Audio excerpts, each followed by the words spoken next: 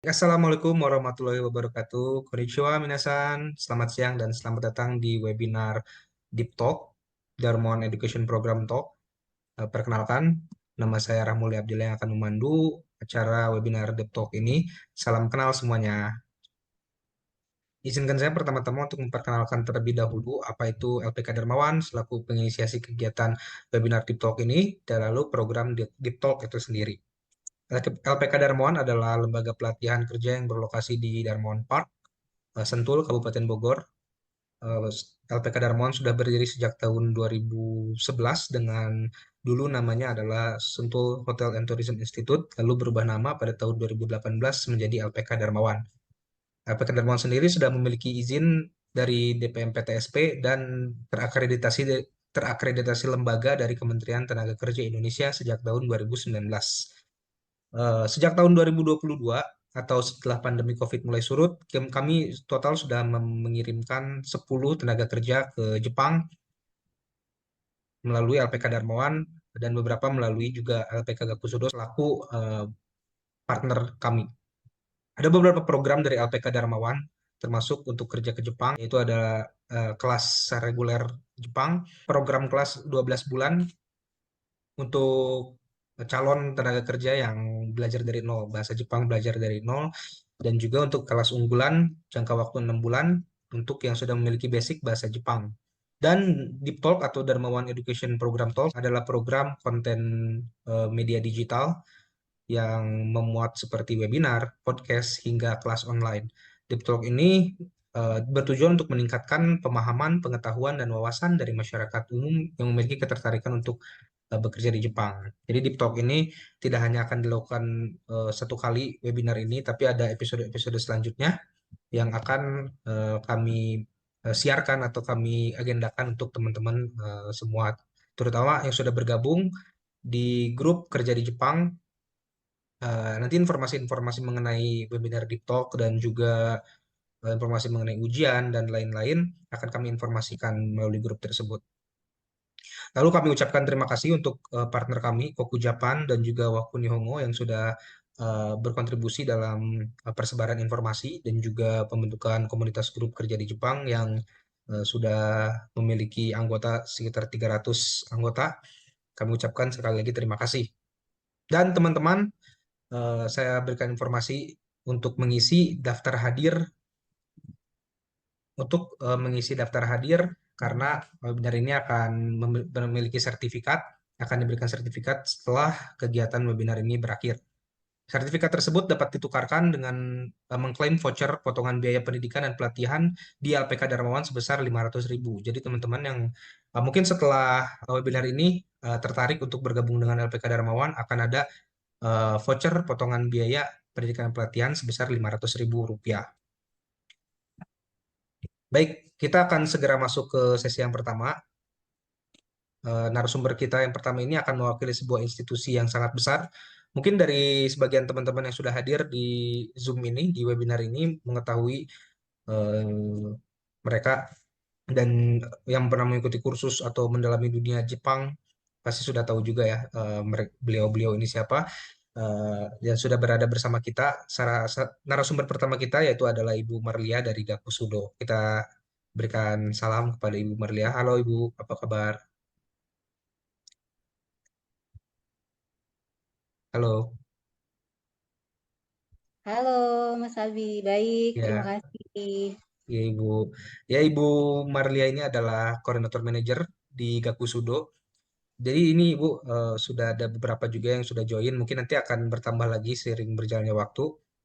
Eh, Kebanyakan mungkin kita akan mewakili ya, mewakili teman-teman yang di grup juga yang sudah banyak bertanya nih, bagaimana sih buat pemula atau newcomer buat kerja ke Jepang itu alurnya kayak gimana, apa prosesnya apa aja kayak gitu. Jadi kita akan bahas bersama Ibu Lia setelah ini. Tapi sebelumnya akan ada video pengenalan company profile dan juga pengenalan aplikasi dari Gakusudo. Teman-teman silakan disimak dulu videonya baik-baik.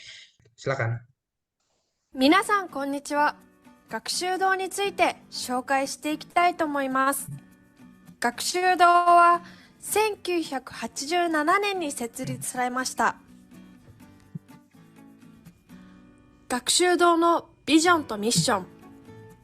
私たちのビジョンは、インドネシア人材への礼儀作法、異文化理解教育、優れた日本語を通じて両国の架け橋となり、明るい未来を実現します。私たちのミッションは、一つ目、インドネシア全国の高校、または専門高校卒業生の N3 基準を達成することにより、インドネシアの日本語教育の質を向上させます。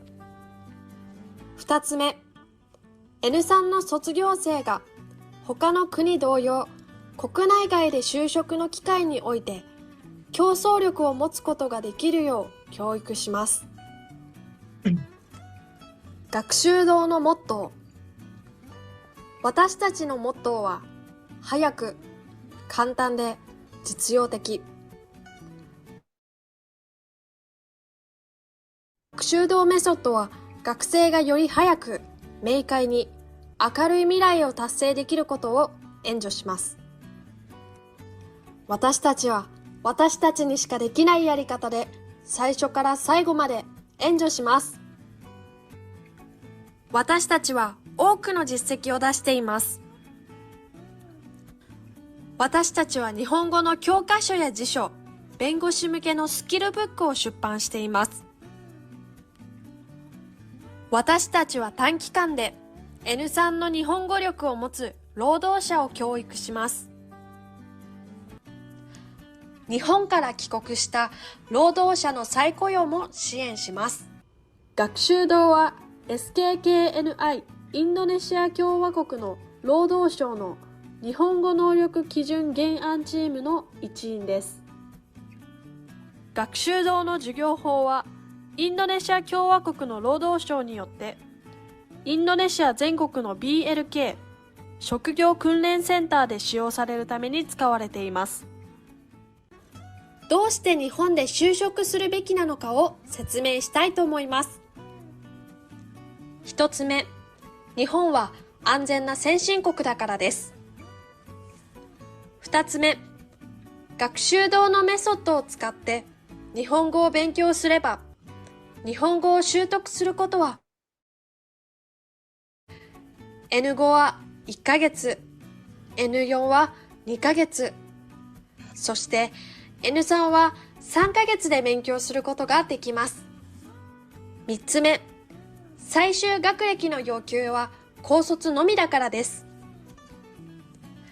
学習堂のスローガンは、より多くの外国語を習得することによって自分を向上させようです。国民が国の運命を変えるまで、神は国の運命を変えない。これはインドネシア共和国の初代大統領スカルノからの引用です。これからの運命を変えたい若い世代の方々、明るい未来のために神への感謝を忘れずに学びを広げてみませんか？ありがとうございました。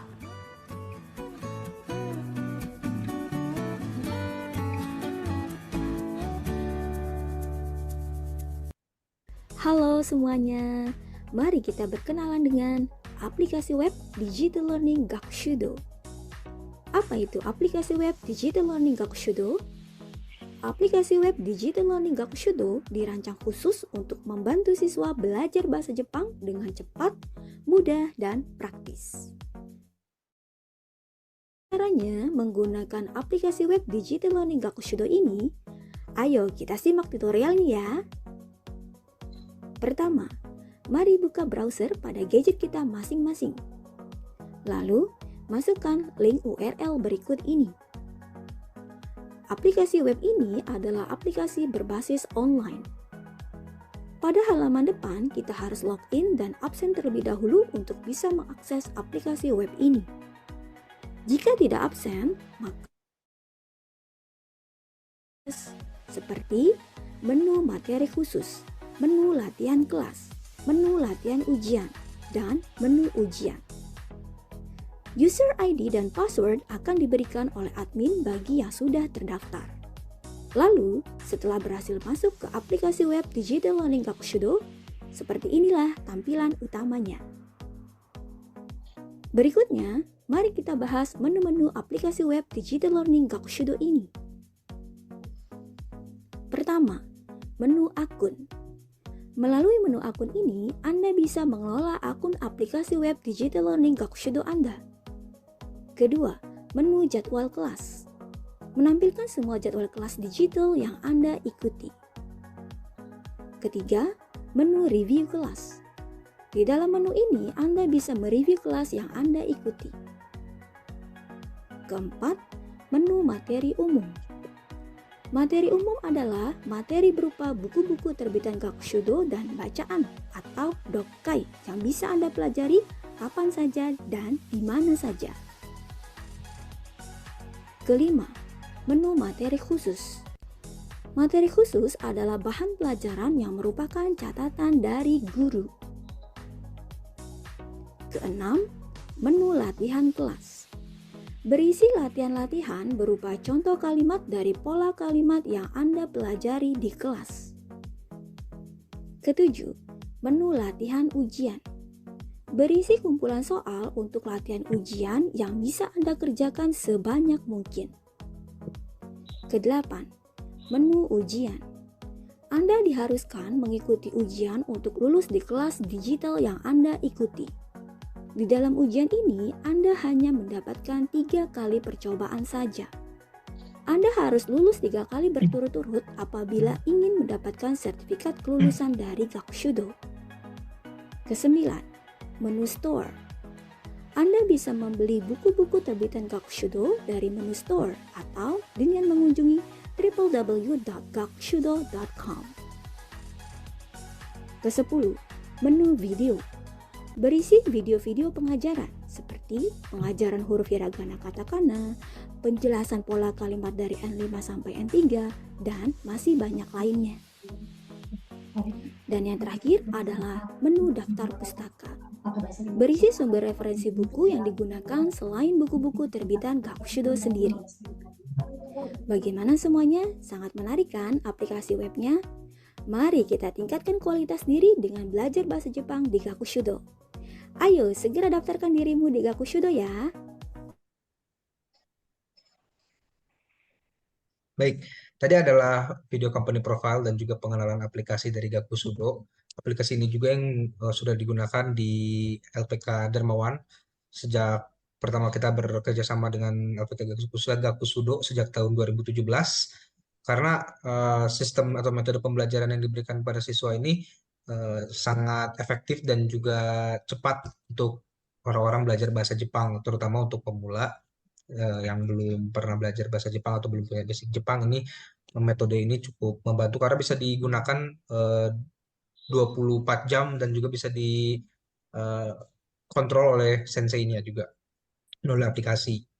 Baik, Ibu Lia, kita akan masuk ke sesi pertama dengan Ibu Lia. Jadi kalau dari video company profile itu dan juga profil dari Gakushudo sendiri ya, Gakushudo sudah berdiri sejak tahun 1987 ya, udah 37 tahun. Mungkin teman-teman di sini juga masih belum pada lahir di sini, termasuk saya mungkin ya. Dan mungkin bisa sharing sedikit terlebih dahulu inovasi atau apa sih cara dari Gakushudo ini sehingga bisa tetap eksis hingga tahun 2024 ini. Bahkan tadi dari pengenalan aplikasi tadi eh, modern sekali gitu metode pembelajarannya. Mungkin bisa di-sharing sedikit, Ibu.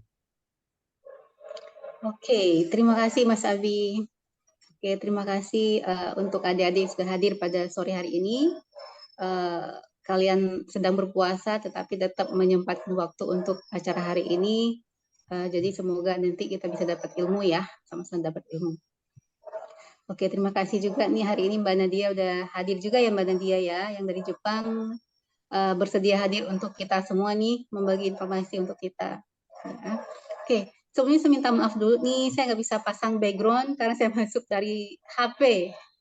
Tiba-tiba laptop saya nih nggak bisa ngecas ya, mohon maaf ya. Oke, nah perkenalkan saya Marlia, perwakilan dari Gakushudo. Betul seperti kata Mas Abi tadi, Gakushudo dari tahun 87. Adik-adik bahkan belum lahir ya. Gitu. Mas Abi sendiri tadi belum lahir ya. Nah, jadi sejauh ini kenapa Gakushudo bisa sampai 37 tahun? karena fokusnya adalah di pendidikan, ya. Jadi fokus pertama di pendidikan, kemudian juga menerbitkan buku-buku kamus yang seperti banyak beredar sekarang ya. Nah itu kita fokus di situ aja. Pendidikan bahasa Jepang, menerbitkan buku-buku bahasa Jepang, yang harapan kami adalah semoga adik-adik atau warga yang belajar bahasa Jepang bisa mendapatkan materi yang lebih mudah dipahami, karena penulisnya itu benar-benar orang Indonesia yang mengerti di mana kesulitan orang Indonesia belajar bahasa asing atau bahasa Jepang tersebut. Karena beliau sendiri juga mengalami kesulitan saat beliau belajar pertama kali. Jadi mewakili beliau, beliau merasakan sulitnya di mana sih gitu. Sehingga beliau menuangkan ke dalam buku yang sampai hari ini kita masih belajar. Dan setiap waktu kalau jika ada perubahan, setiap ada kesempatan itu selalu direview. Jadi diupdate kembali sehingga buku-bukunya bisa ada digunakan di saat ini. Gitu. Jadi bukan buku dibuat tahun 87 sampai sekarang kita gunakan ya. Akan ada perubahan-perubahan yang mengikuti perkembangan zaman, mengikuti keadaan sekarang gitu. Kemudian contohnya seperti aplikasi. Kita tahu adik-adik sekarang ini tidak bisa jauh-jauh dari handphone, ya kan? Ya, Itu benar. dia dipungkiri ya, tidak bisa jauh dari handphone ya. Nah, sehingga atau internet ya, tidak bisa tanpa internet. Nah, ini. Nah, sehingga kita bikin gimana sih supaya belajar lebih mudah gitu. Jadi nggak dalam rumah pun atau dimanapun bisa belajar. Yang penting ada handphone dan internet paling nggak gitu. Punya kuota. Nah itu yang kita bisa masuk ke di mana maksudnya kita bisa menyesuaikan dengan adik-adik sekalian seperti itu ya. Dari zaman buku yang harus pakai buku sampai sekarang adik-adik di saat sekarang nggak bisa jauh dari internet dan handphone. Nah kita menyesuaikan supaya dimanapun, kapanpun adik-adik bisa belajar dan dengan waktu 24 jam segiat-giat mungkin supaya bisa belajar atau menyelesaikan dalam waktu yang singkat gitu. Seperti yang tadi kita sampaikan di profil Gakshudo, untuk N5 itu hanya butuh waktu 1 bulan. Kok bisa? Bagi yang benar-benar berminat ya. Jadi kalau adik-adik punya motivasi yang kuat gitu, itu pasti akan bisa. N4 2 bulan, N3 3 bulan. Dan ini juga sudah dibuktikan oleh Darmawan, LPK Darmawan juga mengadopsi aplikasi atau metode Gakshudo yang diterapkan oleh LPK Darmawan. Dan nanti kita bisa lihat ya, Mbak Nadia, nih Kak Nadia ini lulusan dari Darmawan yang belajar dengan metode Gakshudo. Ya, nanti bisa kita diskusi setelah ini dengan Kak Nadia ya. Mungkin adik-adik udah nggak sabaran pengen tahu seperti apa sih, gitu ya. Nah, nanti kalau misalnya adik-adik tertarik mengenai informasi aplikasi bisa melalui LPK Darmawan, karena Darmawan juga menggunakan metode ini, gitu ya. Terus tertarik nanti misalnya nih karena dia sampai ke Jepang seperti apa juga bisa tanya jawab langsung nanti sih, atau bisa di kolom chat atau bagaimana nanti Mas Abi atau tim yang akan meneruskan, ya. Mungkin itu aja kali Mas Adi ya, biar adik-adik langsung bisa dengar diskusi dengan Kak Nadia. Itu yang intinya yang mereka nggak sabaran sebetulnya saya rasa. Ya. Ya. Oke, terima kasih Mas Kurang Adi. lebih kita mau ini juga sih Ibu, ada mewakili teman-teman juga di grup yang banyak bertanya ya. Ada mungkin satu pertanyaan lagi buat newcomer atau buat pemula itu Ibu. Mungkin alur prosesnya ya ketika mereka mau pertama kali mau kerja ke Jepang buat pelatihan, buat apanya, apa dulu sih alurnya mungkin Ibu ya, sebagai dari POV, dari sudut pandang SO, Sending Organization, atau mungkin tempat pelatihan itu seperti apa sih Bu buat teman-teman yang newcomer ini? Soalnya banyak yang nanya juga Bu di grup Oh ini gitu. kayak gimana. Mungkin Oke. bisa Ibu kasih penjelasannya Yang lebih pertama jelas. kali apa? Yang pertama kali pasti harus belajar dulu sebetulnya. Itu yang paling pertama. Belajar dulu bahasa Jepangnya, persiapkan mental, itu yang paling penting. Ya. Karena job pasti ada di Jepang. Ketika kita udah siap punya bahasa Jepangnya standarnya, misalnya sampai minimal N4, N3 gitu kan ya. Karena kalau di Gakushudo, anak-anak Darmawan Gakushudo itu kan harus N3 ya, gitu, supaya mereka lebih punya nilai plus lah ya, gitu, dan lebih cepat beradaptasi pastinya ya. Nah, itu sih yang paling penting ya. Alur yang pertama dari mana? Cari LPK benar-benar yang bisa membantu kalian belajar. Ya, belajar itu nggak hanya sekedar belajar huruf atau sekedar belajar aja. Karena sampai Jepang kalian supaya lebih mantap ya, bisa mengikuti walaupun di sana ada training, tetapi paling nggak kita punya modal utama. Lebih percaya diri rasanya gitu kalau yang punya modal cukup ya. Pasti bahasa. Itu Mas Abi yang paling adik-adik harus siapkan diri itu. Ya, dan mental itu juga luar biasa. Jangan nanti sampai sana kok nggak seperti yang dia bayangkan gitu. Jadi harus cek and recheck sana sini, pastikan dulu bahwa benar-benarkah saya mau kerja ke Jepang, mau keluar negeri yang tidak bisa di apa namanya apa sih, yang tidak bisa dekat dengan orang tua lagi, yang tidak bisa karena jauh kan ya, nggak bisa manja-manja lagi. Nah itu yang paling penting, biar nggak homesick. Itu yang paling penting. Ya, jadi kayak balik lagi ke dirinya sendiri ya Bu ya. Jadi kalau misalnya alurnya pasti ya bahasa Jepang belajar, terus tergantung dengan bidang-bidangnya apa, itu kan biasanya di LPK itu kan sudah disediakan nih Bu ya. Iya. Pendidikan bahasa dan juga pendidikan skillnya itu sudah satu paket lah kalau misalnya mau bekerja ke Jepang itu. Ya betul. Jadi tinggal mungkin kembali ke individunya ya Ibu, belajarnya kayak gimana. Karena salah satunya kayak di Gakusudo juga kan minimal itu N3 ya Bu ya. Ya untuk pemberangkatan.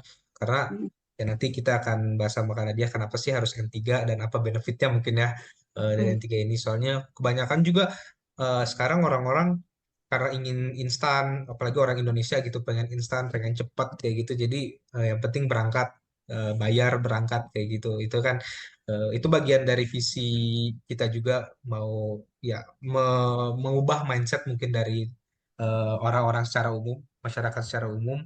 Jadi nggak cuman asal berangkat pergi bayar, tapi ada proses yang lebih penting gitu ya. Iya betul. Baik.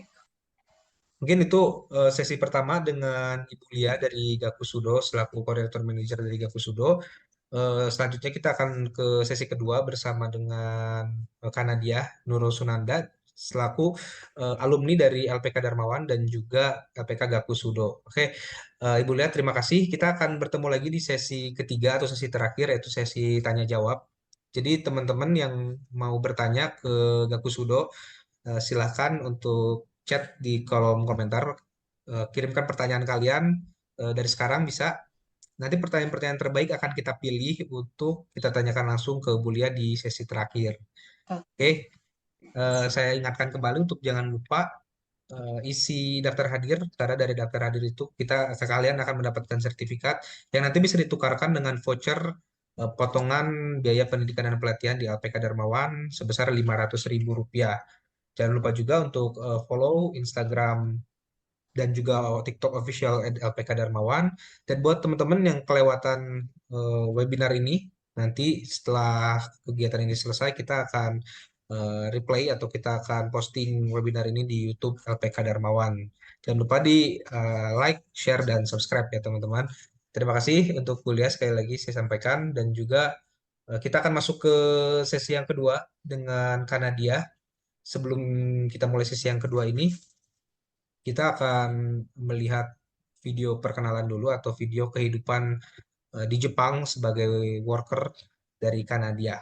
Boleh disimak teman-teman.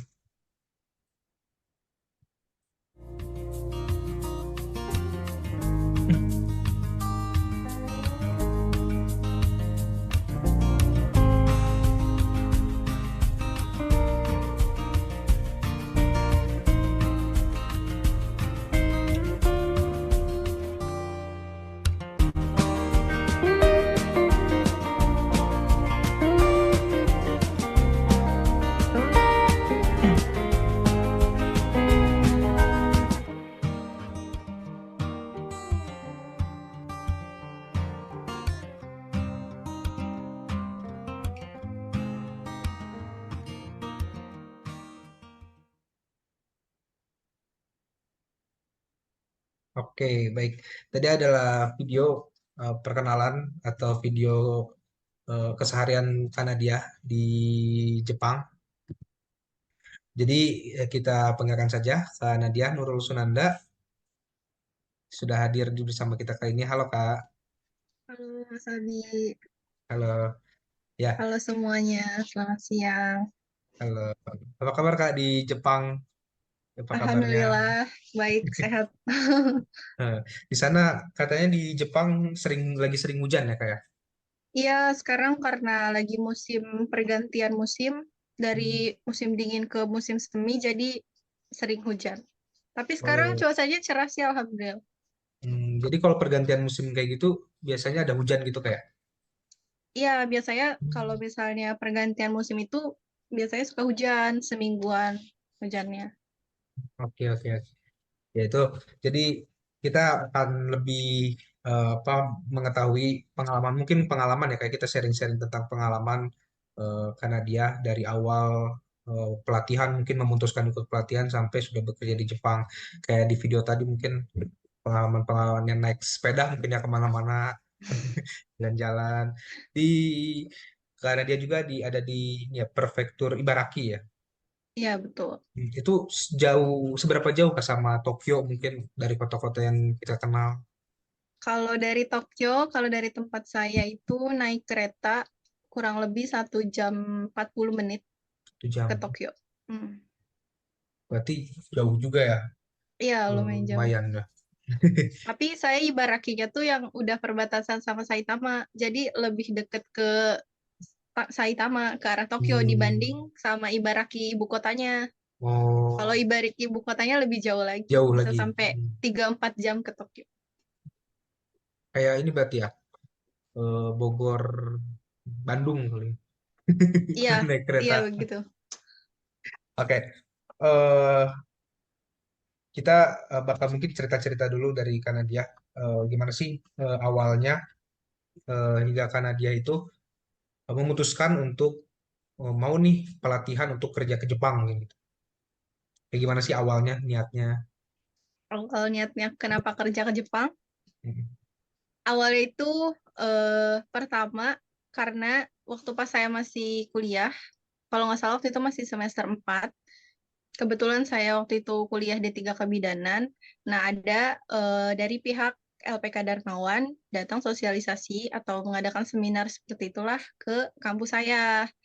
Nah, dari situ saya ada ketertarikan. Saya pikir kayaknya bakal kayaknya kerja di luar negeri itu enak gitu. Awalnya tuh mm, kayak gitu.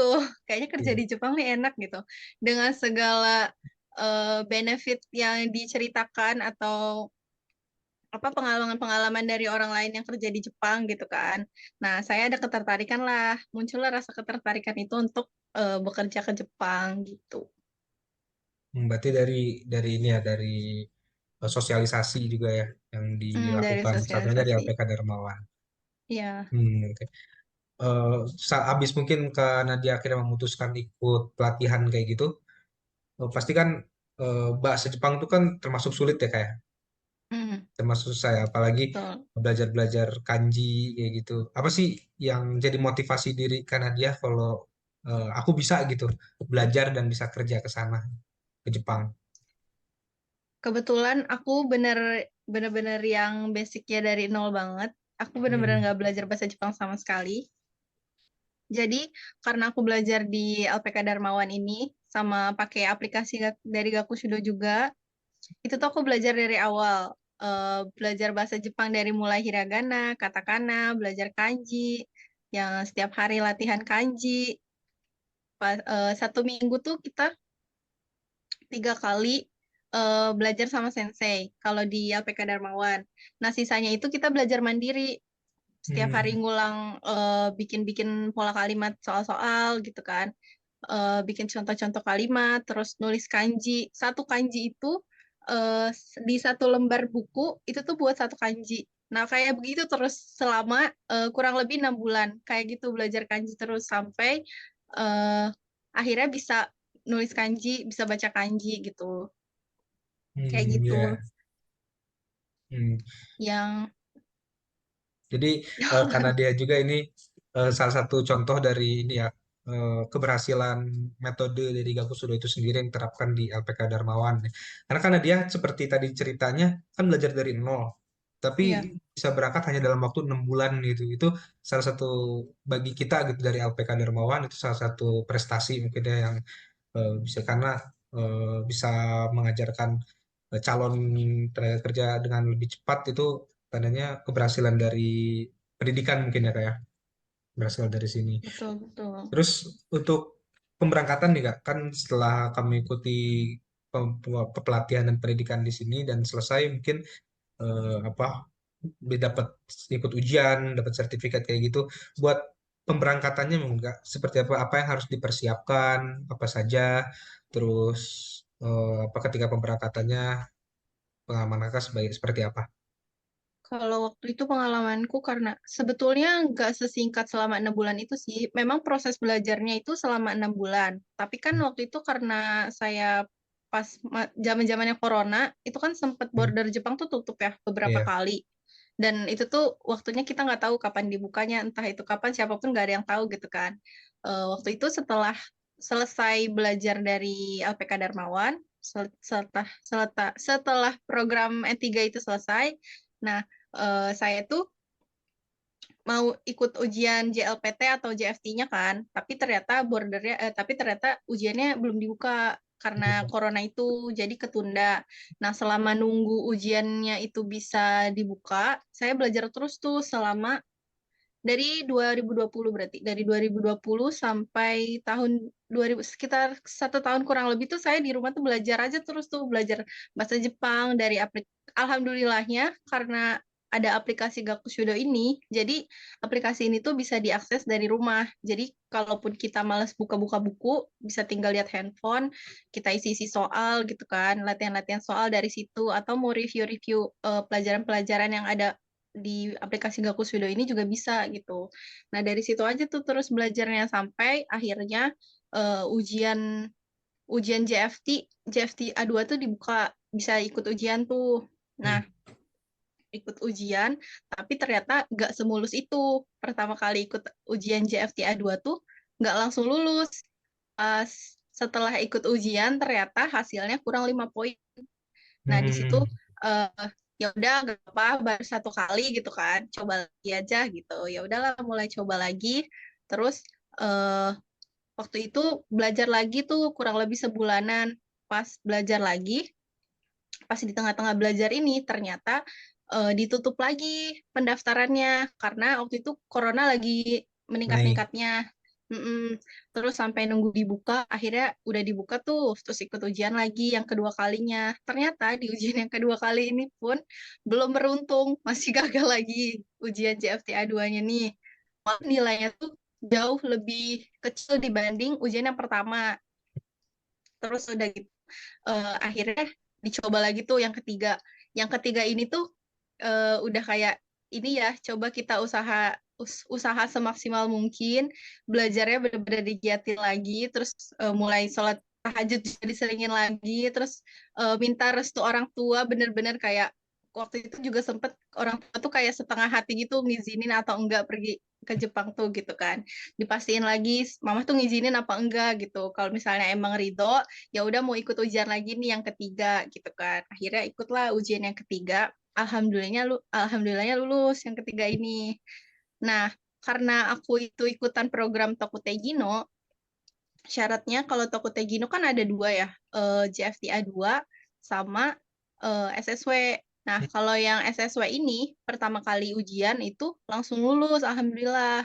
Alhamdulillah. Nah, yang si JFTA-nya 2 ini yang sampai ngulang 3 kali. Nah, setelah itu baru udah bisa apa nyari-nyari TSK buat matching job. Buat matching job, akhirnya ketemulah TSK buat matching job ini. Terus selama nunggu interview kan ada prosesnya dulu nih. Iya. Nah, pihak Darmawan sama pihak Gakusudo juga bimbing aku buat latihan interview setiap harinya gitu. Apa yang harus disiapin sampai akhirnya aku bisa interview. Alhamdulillahnya selama interview itu lancar dan 1 kali interview alhamdulillah langsung lulus, langsung diterima di tempat yang sekarang kerja gitu. Hmm. Ya jadi selama prosesnya emang apa gimana balik lagi ke diri sendiri ya, harus terus Mm-mm. improve, harus terus belajar, jangan ya walaupun sempat gagal. Karena banyak banget juga ya yang nanya ke kita, banyak yang cerita mungkin mau ikut pelatihan di sini udah pernah gagal sebelumnya, tapi malah jadi Mm. semangatnya yang berkurang nih, takut takut gagal lagi atau mungkin kita nggak bisa deh gara-gara pernah gagal. Justru itu yang harus Mm. jadi yang motivasi diri ya. Betul, betul. Benar banget, Mas. Kalau di aplikasi Gakusudo itu kan setiap selesai kita belajar tuh ada ujian ya, yang 3 kali berturut-turut yang tadi Ya. diceritain itu. Nah, itu tuh kalau misalnya eh, nggak 3 kali berturut-turut, kita harus ngurang lagi dari awal. Misalnya ujian yang pertama kita lulus, yang kedua kita lulus, tapi yang ketiga kita nggak lulus. Nah, kita ulang lagi dari awal sampai Hmm, benar-benar ujian 3 kali berturut-turut kita lulus, baru bisa iya. dapat sertifikat. Nah, karena ujian waktu di Gakusudo pun aku sering gagal karena basicnya memang nggak ada bahasa Jepang, tapi aku pengen nih gimana sih caranya kok nggak bisa-bisa terus nih gitu. Emang apa sih yang salah sama aku tuh gitu kan? Masa sih nggak bisa gitu? Akhirnya ya udah coba terus coba lagi akhirnya ya alhamdulillah bisa. Kalau kalau buat pengalaman Kanadia nih, apa ujian SSW ya, banyak juga Hai. yang nanya ke kita, eh, mereka nggak dapat kuota SSW-nya, nggak dapat, Iya. malah nyarinya jadi nyari calo kayak gitu. Karena kan kalau calo Mm-mm. eh, belum tentu, belum jelas lah gimana kayak gini, terus Iya biayanya juga betul. mahal kayak gitu. Mm-mm. Pengalaman Kanadia waktu ujian itu kayak gimana? Susah kah nyari slot buat ujiannya atau bagaimana? Susah nyari slot ujiannya jujur pas aku susah itu setiap H-1 mau pembukaan pendaftaran aku sama teman-teman aku tuh kayak udah ancang-ancang nih kalian standby dari 1 jam sebelumnya terus koneksi wifi-nya tuh bener-bener harus kenceng banget biar kan itu namanya kayak kita nge-war gitu ya kayak kita nge-war Hmm. tiket gitu kan jadi harus cepet-cepet gitu ya kayak gitu sih paling terus kalau misalnya aku waktu itu karena nggak dapet eh, di Jakarta waktu itu sempat mau pikir kayak ya udah coba di Bandung atau di kota lain yang sekiranya masih deket sama tempatku gitu masih bisa dijangkau lah gitu kayak tapi alhamdulillah waktu itu dapetnya di Jakarta semua sih jadi nggak terlalu jauh. Oke. Ya jadi eh, ya pasti ada jalannya lah ya. Sesusah apapun susah dapat kuotanya, ya tadi bisa cari di kota lain kayak gitu. Hmm, Soalnya kan memang ini salah satu SSW juga salah satu syarat ya, syarat buat bekerja ke Jepang, apalagi di program Tokuti Gino kayak gitu ini betul betul. syaratnya seperti itu. Dan mungkin kita akan move nih Kak. Tadi kita cerita-cerita pengalaman sebelum nih sebelum berangkat, pas pelatihan dan lain-lain. Kita bakal cari apa mengulik nih ketika sudah sampai di Jepang, ketika udah kerja pasti kan tempat baru, lingkungan baru butuh adaptasi ya kayak.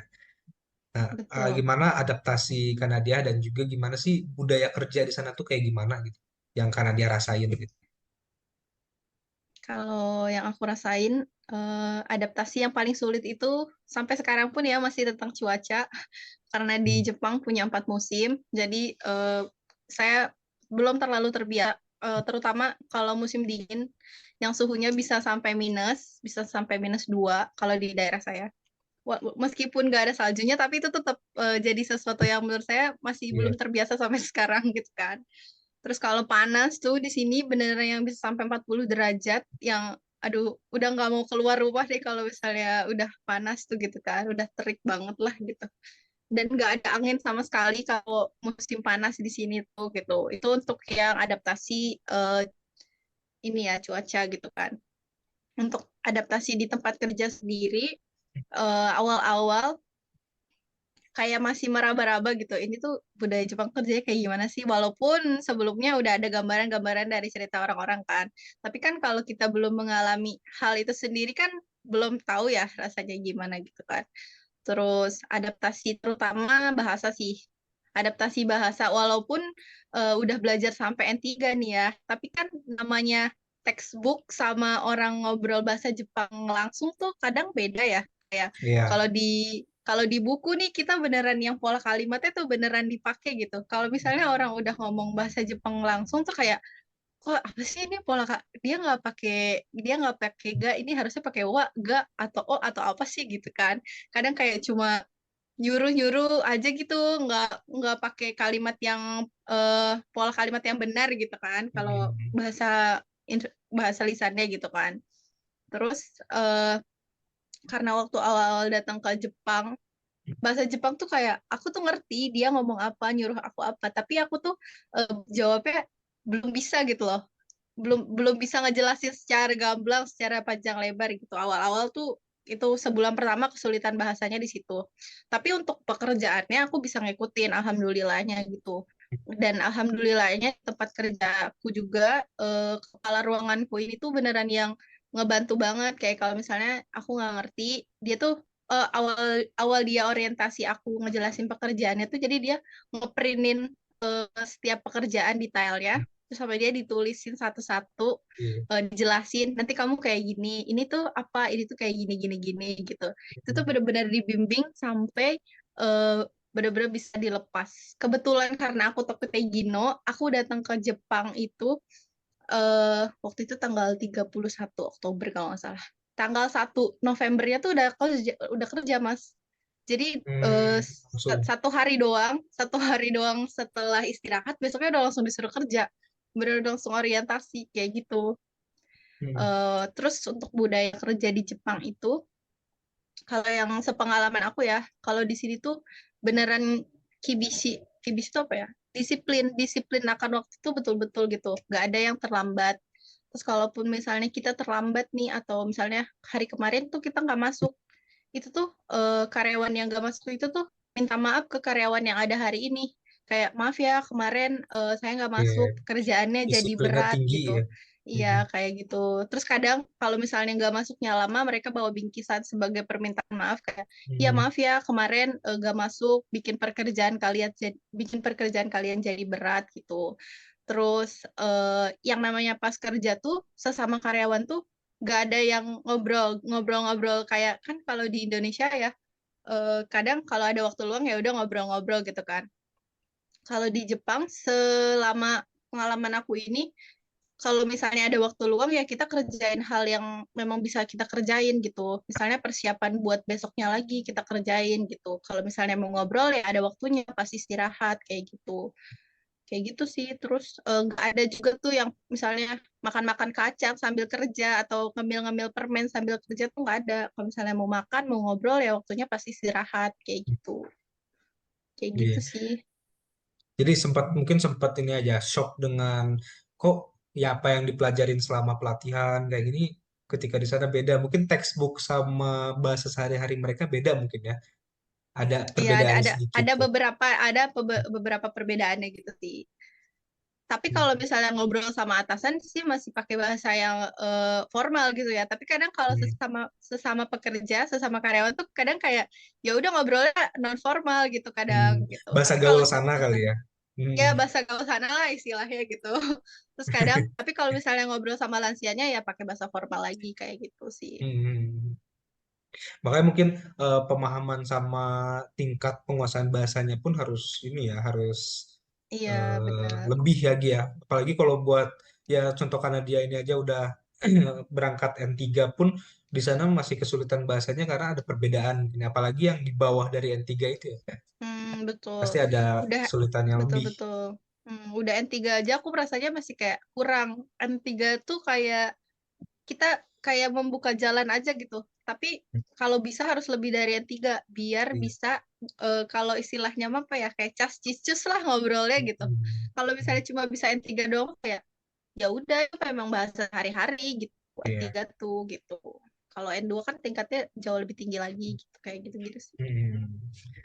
Jadi budaya-budaya di sana pun sangat disiplin lah, disiplin sama kalau tadi aku nangkap sih dari ceritakan dia mungkin tahu diri mungkin ya. Jadi kalau misalnya nggak Hmm, masuk nyusahin orang, kita ada keinginan minta maaf kayak gitu, kita iya mengakui kayak gitu. kesalahan gitu. Mengakui kesalahan. Oke, mungkin eh, selanjutnya kita akan ada perbandingan mungkin. Karena kan kalau misalnya orang cerita pasti cerita yang bagus-bagusnya aja kayak gitu. Hmm. Tapi kalau suka dukanya mungkin.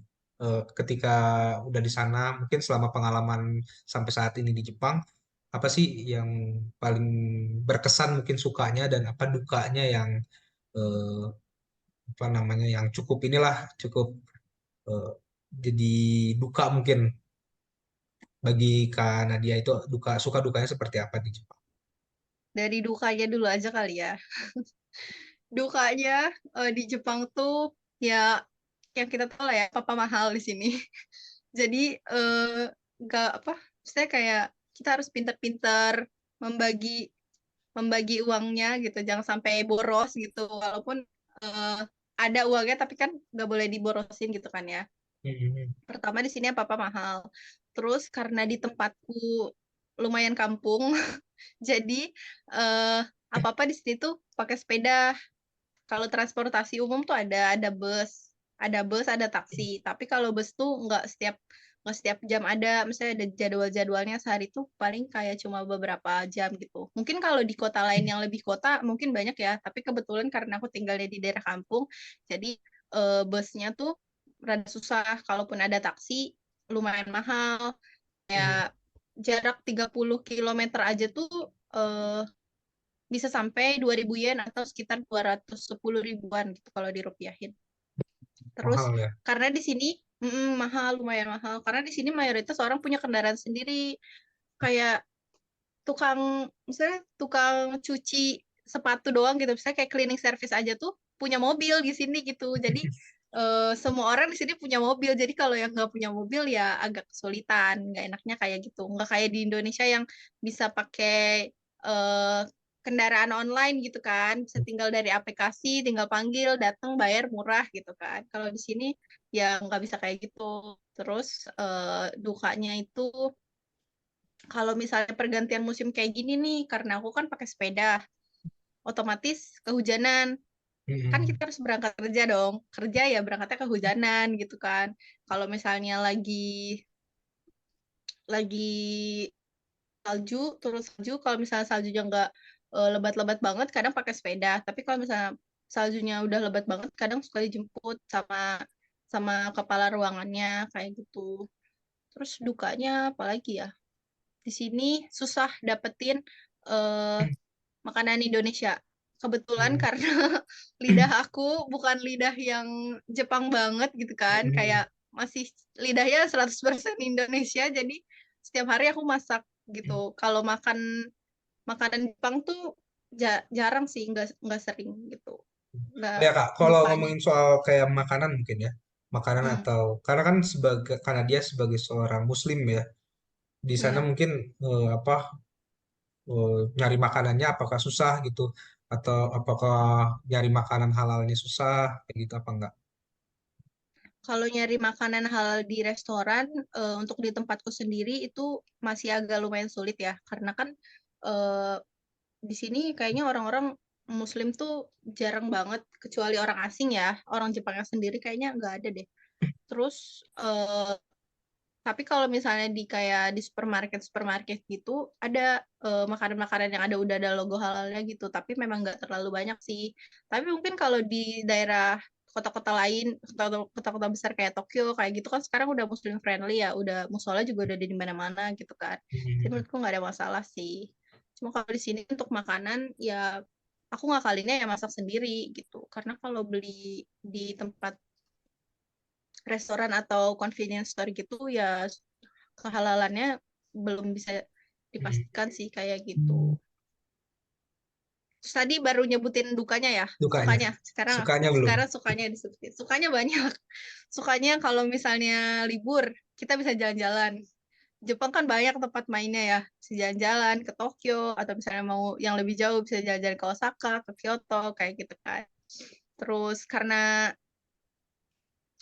aku di sini suka K-pop, apa artis Korea di sini tuh sering konser. Jadi kadang kalau misalnya lagi ada ke sini suka nonton dan tiketnya pun harganya gak terlalu mahal gitu. Terus sukanya yang lain lagi itu di sini ada 4 musim. kita bisa ngerasain Salju. sakura, terus ngerasain salju. Awal-awal tuh seneng sih sebenarnya ngerasain salju, cuma kalau udah keseringan pasti ngerasanya kayak ih salju dingin gitu kayak gitu. Iya, iya. Terus iya iya. Terus sukanya lagi di sini tuh alhamdulillahnya aku ditempatin di tempat yang eh si Setsunya, direkturnya tuh beneran toleransinya tinggi. Kayak di tempat kerjaku tuh disediain musola buat orang-orang Oh, muslim sholat. Kayak gitu. Terus setiap, misalnya sekarang lagi Ramadan nih, lagi bulan puasa, Ridaku tuh selalu nanya kayak, Nadia Sang, nggak apa-apa, baik-baik aja kan gitu. Kalau misalnya nggak kuat, puasanya nanti bilang ya gitu. Misalnya dia selalu nanya, gimana gitu, kuat gak puasanya, kayak gitu. Terus kalau misalnya aku misalnya lagi kurang orang nih di tempatku dan aku diharuskan melakukan pekerjaan yang berat, terus dia suka bilang, maaf ya Nadia, soalnya nggak ada orang lagi gitu kan. Padahal kamu lagi puasa kayak gitu-gitu.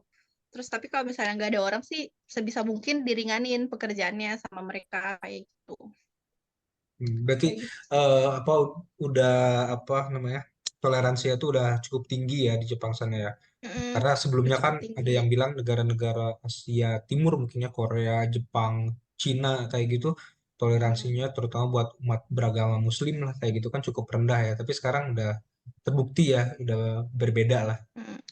Alhamdulillah sih. Terus juga setiap ada makanan, misalnya kayak mereka mau ngasih makanan ke aku nih, tapi kan mereka tahu aku gak bisa sembarangan makan sesuatu gitu kan. Mereka suka nanya dulu, nih kamu bisa makan ini nggak gitu. Terus kalau nggak, Hmm, komposisinya tuh sama mereka diliatin, ini nggak ada sih, nggak ada alkoholnya, nggak ada babinya juga. Kamu kayaknya bisa makan sih, kata dia gitu. Suka kayak hmm, gitu, iya, perhatian maksudnya dikasih tahu ya, kayak gini-gini gitu. hmm.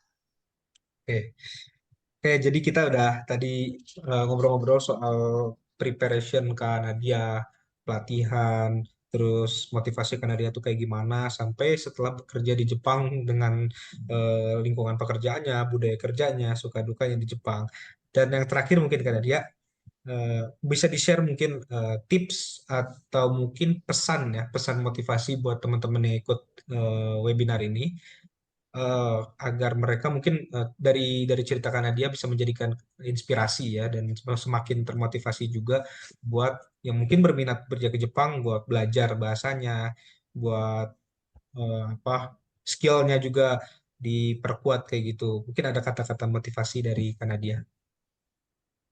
Kalau buat aku sih pesannya eh, jangan pernah merasa cukup kayak misalnya kan kadang kita suka pikir kayak iya ya udah 4 juga kan udah bisa gitu udah bisa berangkat tapi empat itu aja tuh belum jadi apa-apa gitu kalau bisa lebih daripada N4 N3 gitu tingkatin lagi gitu terus yang kedua kalau misalnya gagal satu kali jangan langsung nyerah coba terus sampai dapet coba terus sampai bener-bener berhasil. eh kalau misalnya kita niat, kita beneran mau gitu, kita usaha, insya Allah pasti ada jalannya. Terus yang ketiga, harus banyak sabar, karena kadang kita udah usaha, kita udah berjuang gitu kan, tapi masih diuji kesabarannya sama Allah gitu kan. Kayak ya sabarinnya yang banyak, berdoa yang banyak, tahajudnya ditingkatin lagi, atau minta doa orang tua gitu kan, bener-bener hmm, sabar, pantang nyerah, sama itu jangan cepat ngerasa puas sama sesuatu itu sih pesan aku. Oke, oke, kita sudah ya tadi eh, motivasi kata-kata motivasi yang eh, sangat bagus lah dari Kanadia ini. Dan kita sekarang udah di akhir sesi kedua berbincang-bincang bersama Kanadia.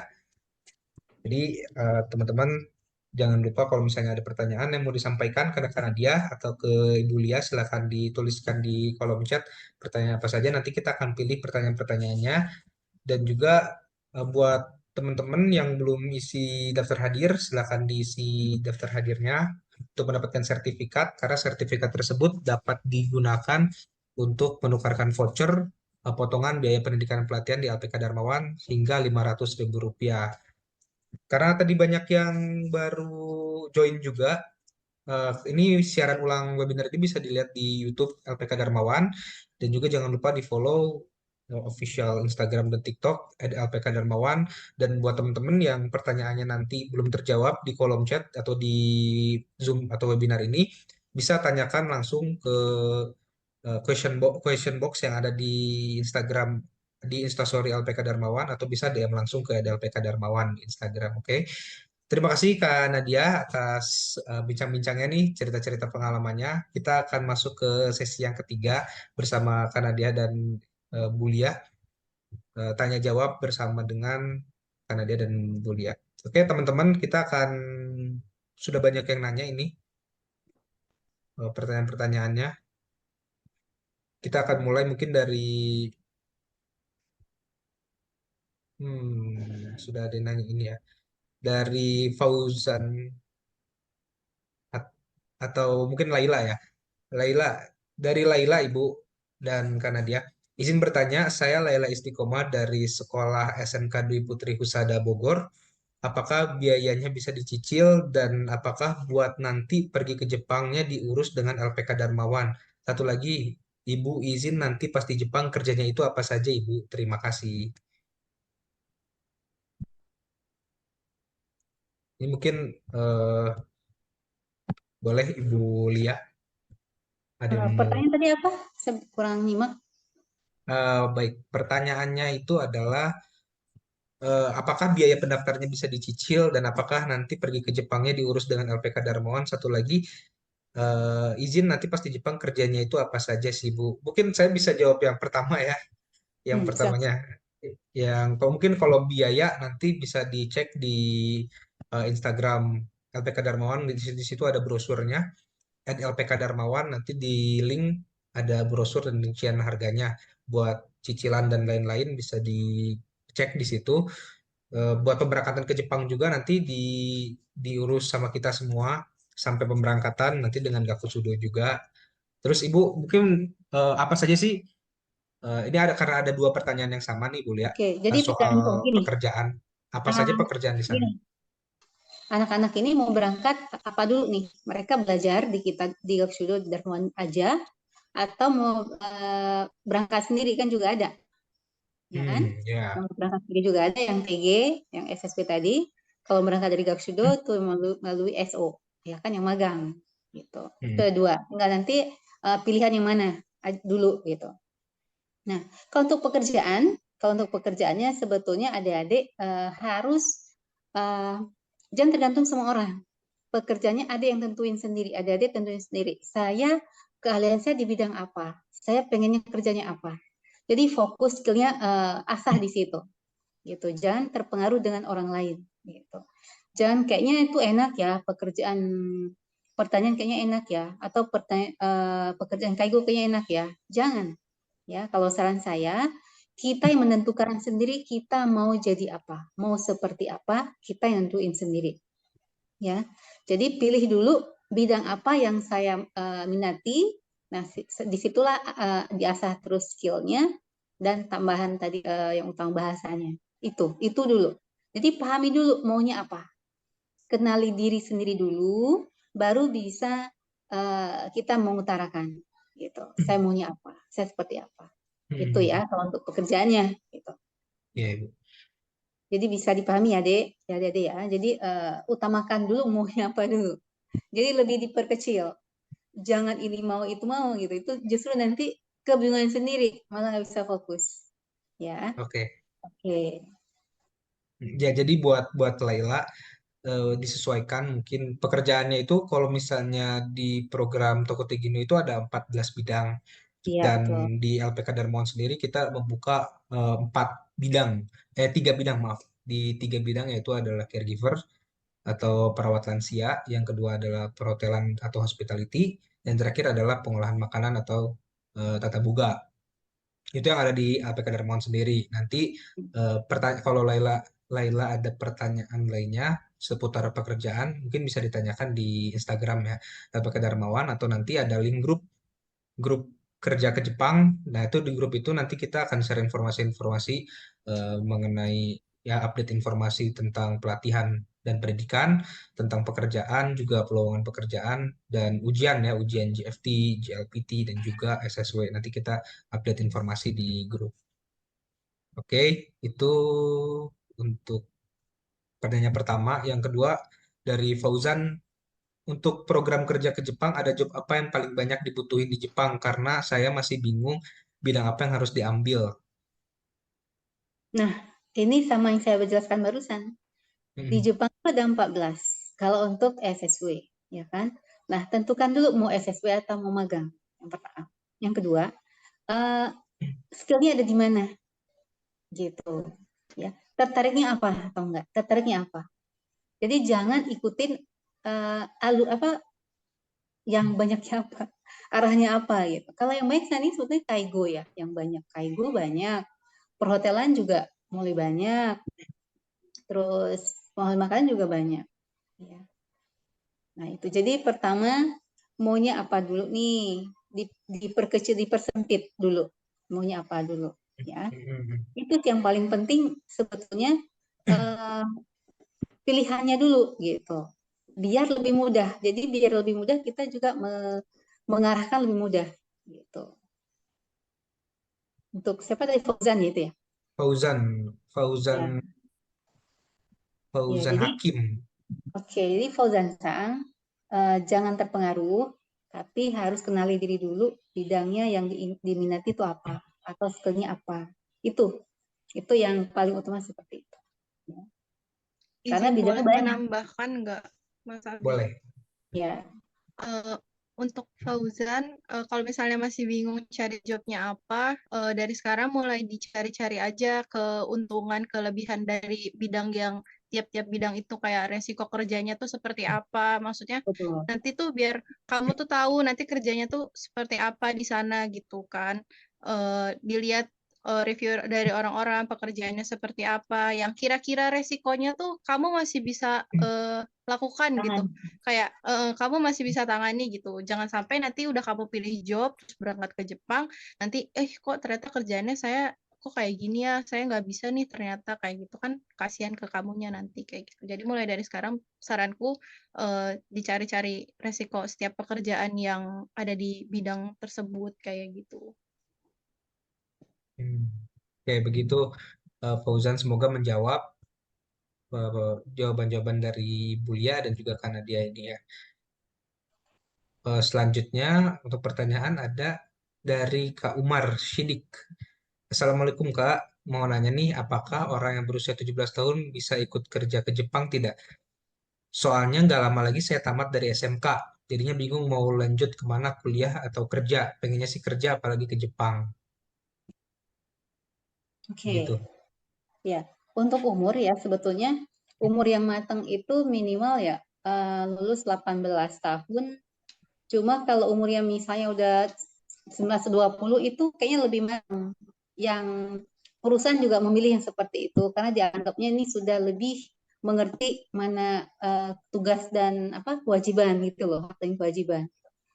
Kalau masih di bawah dianggapnya kayaknya masih belum ini gitu loh, belum mateng gitu. Masih labil atau masih apa, masih kangen rumah nanti segala macam. Jadi bisa sambil pelatihan, ikut pelatihan dulu ya, selesai sekolah ikut pelatihan dulu dan itu ikuti prosesnya gitu. Dan itu juga kan perlu waktu sambil lebih mematangkan jiwa dan ini juga kan fisik segala macam gitu ya. Jadi tetap semangat ya, masih banyak waktu Kan untuk minimalnya mempersiapkan diri. 18 tahun ya Bu ya, Ya, kalau nggak salah ya. karena ikut belajar bahasa Jepang juga kan dan Butuh etika waktu. Jepang segala macam butuh waktu Mhm. kan. Jadi nggak langsung berangkatnya bisa 19 tahun atau 20 tahun nanti. Iya. Jadi Kak Umar, kalau mau ikut pelatihan bisa nanti. Sekarang kan butuh waktu juga, nggak langsung berangkat ya. Jadi ada waktu buat pelatihan dulu, buat mematangkan juga Kak Iya. Umar dari bahasa sama juga mental sama skillnya mungkin ya. Hmm. Jadi masih ada waktu Umar. Bisa lah. Jadi buat kerja dari tamat. Kalau udah selesai SMK bisa ikut pelatihan, nanti selesainya bisa bisa kerja ke Jepang. Oke. Atau sambil kuliah kan katanya mau kuliah, kalian juga silakan kuliah, sambil kuliah bisa ikut belajar bahasa Jepang. Gitu kan, belajar di rumah juga bisa. Ya Hmm. kan di Darmawan juga menggunakan aplikasi Gaksio jadi Kalau ini tidak katanya dia bingung, Bu, oh, kuliah bingung. atau kerja, gitu. Hmm. Kalau setelah kuliah kan umurnya juga lebih lebih mantap, ya kan? Cara pandangnya juga berbeda tentang pekerjaannya itu tidak tidak bagaimana maksudnya untuk hak dan kewajiban lebih bisa dimengerti gitu loh, ya kan? Oke. Mungkin terakhir ya ini dari Holdi. Ini mungkin kepanjangan pertanyaannya. Tapi buat Holdi itu deadline-nya kita selama 1 tahun buat sertifikat ini, buat ya penukaran sertifikat voucher ini selama 1 tahun bisa digunakan sampai bulan April 2025. Jadi kalau misalnya udah klaim nanti bisa dipakai. Kalau misalnya itu kan belum selesai kuliah, pokoknya deadline-nya itu sampai tahun 2025 selama 1 tahun potongan harganya buat vouchernya ya. Oke, baik, mungkin sudah cukup buat tanya jawabnya Ibu Lia dan Kanadia. Semoga pertanyaan-pertanyaan teman-teman di sini terjawab dengan baik. Kalau misalnya pun masih ada pertanyaan yang kurang atau ada pertanyaan belum terjawab, atau mungkin teman-teman belum sempat nanya di sini, boleh nanti ditanyain aja langsung ke DM Instagram LPK Darmawan. Nanti pertanyaan-pertanyaannya akan dijawab oleh LPK Darmawan ataupun untuk oleh Bu Lia ataupun Kanadia. Nanti pertanyaan-pertanyaannya akan kita saring lagi buat teman-teman. Jadi terima kasih yang sudah bertanya. Semoga jawabannya, pertanyaannya semoga terjawab ya. Dan Oke. kita sudah ada di penghujung acara, penghujung webinar Deep Talk ini, The Roman Education Program Talk di episode pertama dengan tema Future Life in Japan with Gaku Sudo. Buat teman-teman yang sudah hadir di sini, terima kasih sudah mengikuti walaupun saya lagi puasa, tetap mengikuti kegiatan ini dengan semangat dan juga antusias bertanya. Jadi yang kalau misalnya ketinggalan teman-teman karena masih banyak yang baru masuk juga di sesi kedua atau sesi tanya jawab tadi, kita akan upload webinar ini di YouTube LPK Darmawan. Kembali lagi saya ingatkan jangan lupa daftar isinya diisi dan juga nanti bakal dapat sertifikat. Nah, sertifikatnya ini bisa ditukar dengan voucher potongan biaya pendidikan dan pelatihan di LPK Darmawan hingga Rp500.000 dan berlaku selama 1 tahun sejak vouchernya diklaim ya. Oke teman-teman, terima kasih. Kanadia, terima kasih sudah menyempatkan waktunya. Bentar lagi di sana mau buka ya kayak.